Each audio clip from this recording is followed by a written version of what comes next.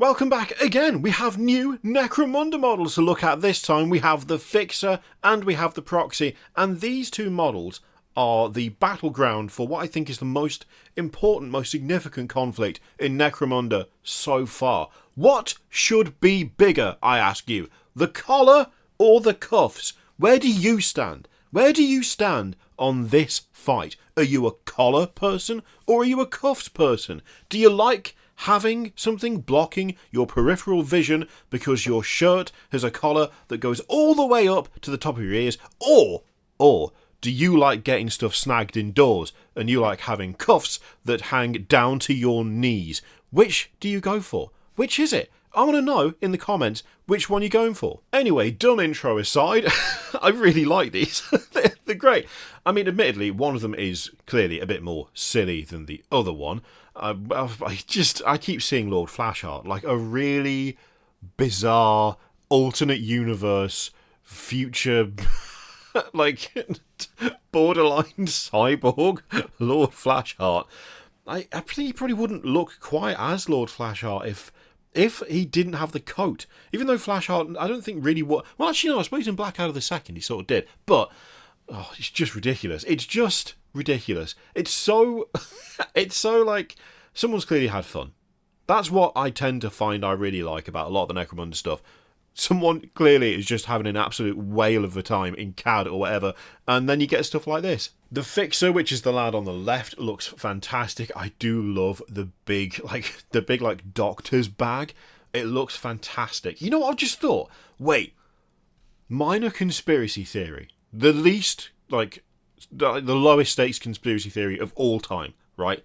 In the UK, there is a comedian called Harry Hill. Now, Harry Hill, when he does his acting, when he's done TV shows, always wears a shirt with a massive collar.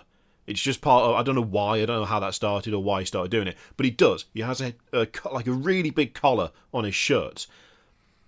Harry Hill used to be a doctor. He's also bald. The Fixer has got a big doctor's bag, he's got a giant collar, and he's got no hair. Is this a small reference to a random comedian in the UK? Alright, when I said it was the lowest stakes conspiracy theory, I was not exaggerating. It's the lowest stakes. And, of course, the answer is most likely no. Why would you even draw that connection? I just saw that bag and went, I'm pretty sure doctors used to carry those in not a long time, like a long time ago. Not now, probably not now. Although, to be fair, when's the last time anyone in this country managed to get a home doctor's visit? You can barely see them where they are. So that, maybe they do have them, but we just never see them out and about anymore. Maybe that's what it is. I don't know. This is the worst tangent that we've ever been on. Basically, he looks great. The prosthetics look really good. I like the fact that on one hand, he hasn't got a hand. Instead, he just seems to have a big old pincer arrangement. That's actually really fun. We do have what looks like a prosthetic. In fact, maybe two. Maybe on each leg on the Fixer. On the Proxy, I think it's only the one, but I do like that he's built his boot into it. He didn't need to do that. He didn't need to build his boot into the prosthetic, but he's done it because that is a fancy lad. You can see he's a fancy lad.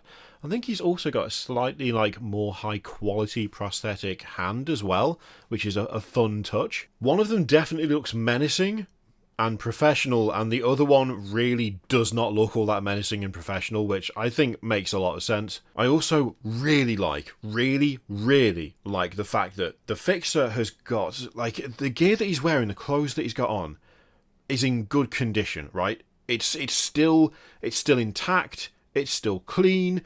However, the other one, there's bits missing. So on the ridiculous cuffs, he's got cufflinks, 6 cufflinks for one jacket that's too many cufflinks.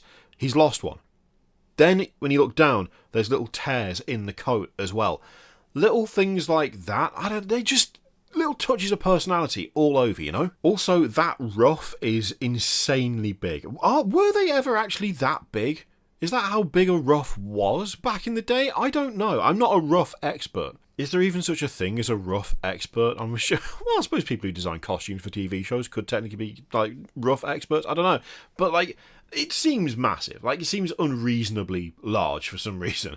And that actually makes it cooler in my eyes. It's so over the top. It really is just so daft. It's great. I do feel like if you wanted to, you could make quite the buddy comedy out of these two characters, but I have no idea what the overall story would be. I'm just assuming there would be lots of murder. I think you'd be forgiven for thinking that a lot of the time when it comes to Necromunda models, I prefer the stuff that is just like way out there, like really, really wild, really like just insane stuff that you wouldn't think we'd ever see. But I do also have a real soft spot for stuff like this. Relatively like normal people that have a kind of eccentric look, that just have a ton of character packed into a normal model. I really love stuff like this. Really, really like it. So there you go. That's the Fixer and the Proxy. Let me know what you think of those two in the comments down below. Is it just me, or does the guy really look like Lord Flashheart? Specifically from Blackadder II, not the one from the 4th? Was it Blackadder Goes 4th? Yeah, that was the World War 1, 2. Oh, I haven't watched Blackadder for ages. I might just go away and do... No, I'll edit these videos first, and then I'll go and watch Blackadder. That's my day sorted. I'm done. I'll see you for the next one.